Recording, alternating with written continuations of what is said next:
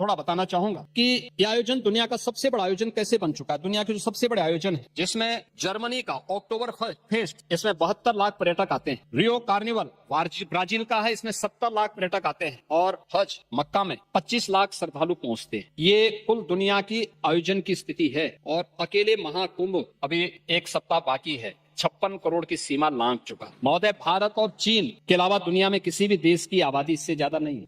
यूरोपीय संघ की जो आबादी है वह कुल है 44 करोड़ 90 लाख। महाकुंभ में उससे भी ज्यादा लोग पहुंच चुके हैं। संयुक्त राज्य अमेरिका की आबादी है 34 करोड़ 66 लाख, उससे ज्यादा लोग महाकुंभ में आ चुके हैं। पाकिस्तान, बांग्लादेश, इनकी टोटल आबादी को भी जोड़ देंगे, उससे भी ज्यादा हमारे महाकुंभ में लोग आ चुके हैं। अकेले प्रयागराज उसको अपने साथ जोड़ रहा है। और इसलिए मैं आज के इस अवसर पर अपने विपक्ष के मित्रों से कहना चाहूंगा, आप इसके लिए सदन में मुद्दा उठा सकते हैं, हमें कोई आपत्ति नहीं, हम रोक भी नहीं सकते, लेकिन शब्दों की मर्यादा का ध्यान जरूर रखें जब आप सोशल मीडिया में या मीडिया में कोई वक्तव्य देते हैं। दूसरा, जब आप कोई टिप्पणी करते हैं कि हजारों की संख्या में मौत हो गई, अलग अलग लोगों ने, समाजवादी पार्टी के नेता भी थे, कांग्रेस के नेता भी थे, जिन्होंने इस प्रकार के गैर जिम्मेदाराना बयान दिए। हमें उन तथ्यों को देखना चाहिए जो मैं कह रहा हूं कि डिजिटल कुंभ जिनको आप मृतक बता रहे हैं, जिसमें एक प्रयागराज के महोदय, एक प्रयागराज के ही सज्जन है, हम उनका भी दे रहा हूं, भगदड़ में जिसे मृत माना वो 13वें के दिन घर पहुंचा, ये प्रयागराज के हैं, है ना। अब उसके बाद भी ये सज्जन आपके जीरो रोड के खूंटी गुरु के घर लौट आए। यानी ये मौनी अमावस्या के स्नान पर भगदड़ के बाद से लापता थे। हादसे में लापता खूंटी गुरु को मृत मानकर उनकी 13वीं की तैयारी हो चली थी। शाम को भोज के लिए मोहल्ले में तैयारी चल रही थी कि तभी तक वो ई रिक्शा से उतरे। और अब बताओ, ये दुष्प्रचार आप ही लोग कर रहे थे। आप देखिए, ये खूंटी गुरु कई दिनों से घर नहीं लौटे थे और 13वीं में 13 ब्राह्मणों को भोज कराने की तैयारी हो रही थी।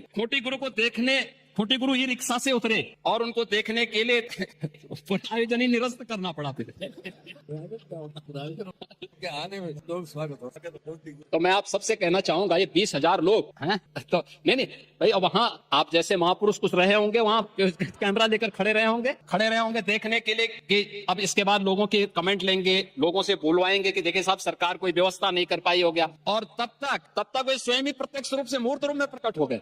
उन्होंने कहा, भाई ये नमूनों में विश्वास मत करो, ये झूठ के सौदागर हैं, मैं तो अभी जीवित हूँ, मैं तो ऐसे भंडारे का आनंद ले रहा था पूरे प्रयागराज। तो मैं इसीलिए कह रहा हूँ पांडे जी, मैं इसीलिए कह रहा हूँ, महाकुंभ में कोई भूखो नहीं रह सकता। और हिंदुस्तान का पेट इतना बड़ा है, हमारी तो परंपरा है। अब गुरुद्वारा में जाइए, किसी मठ में, मंदिर में जाइए, लंगर फ्री में चलते हैं। कोई भी आएगा उसकी जाति नहीं पूछी जाती, पंथ नहीं पूछा जाता, क्षेत्र नहीं पूछा जाता, भाषा नहीं पूछा जाता, वो केवल इशारों से कर देगा। लोग सम्मानजनक ढंग से अतिथि मानकर उसका सम्मान करते हैं। ये भारत मान पूर्णा की हम पूजा करते हैं। आप क्यों भारत को बदनाम कर रहे हैं? मुझे अफसोस होता है, आप भाजपा से लड़ते भारत से लड़ने लगते। मैं एक वक्तव्य आपका दिखा रहा हूँ, आपके समाजवादी पार्टी के अध्यक्ष का वक्तव्य है, और वो वक्तव्य है बहुत दुर्भाग्यपूर्ण वक्तव्य। ये वक्तव्य है अखिलेश यादव महोदय। उन्होंने कहा है कि हमारा देश कभी विकसित भारत नहीं बन सकता। ये देखो ना, ये क्या है ये? यानी एक राजनीतिक दल अपने देश के प्रति इतनी दुर्भावना रखता है, और इसलिए देश अब इस बात को कहने लग गया है कि अगर श्री राहुल गांधी की उपस्थिति भाजपा की जीत की गारंटी है, तो उत्तर प्रदेश में से अखिलेश यादव की उपस्थिति भाजपा की जीत की निश्चित गारंटी। और ये गारंटी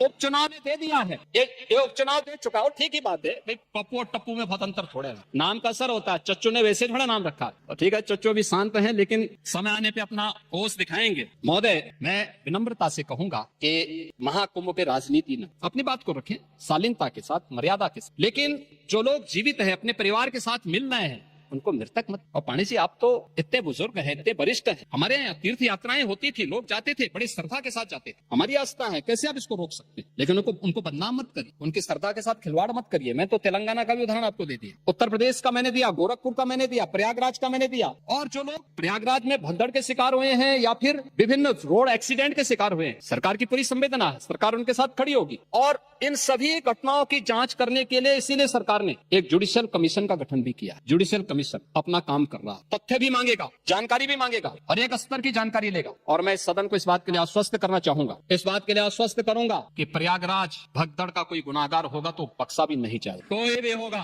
कहीं भी छुपा होगा, किसी भी स्तर पर होगा, और कितना भी बड़ा क्यों न हो, वह किसी भी स्थिति में बचेगा नहीं। ये मैं आप लोगों को आश्वस्त करता हूँ, पूरे सदन को आश्वस्त करता हूँ। लेकिन मैं आपसे इस बात में विनम्र अपील भी करूंगा, आयोजन किसी पार्टी का, किसी सरकार का नहीं है। सरकार ने अपनी जिम्मेदारियों का निर्वहन किया है, प्रशासन अपनी जिम्मेदारियों का निर्वहन कर रहा है। यह आयोजन समाज का है, भारत का है, सनातन धर्म का है, और सनातन धर्म को और भारत को कृपया अपने राजनीतिक स्वार्थ के लिए बदनाम मत करिए।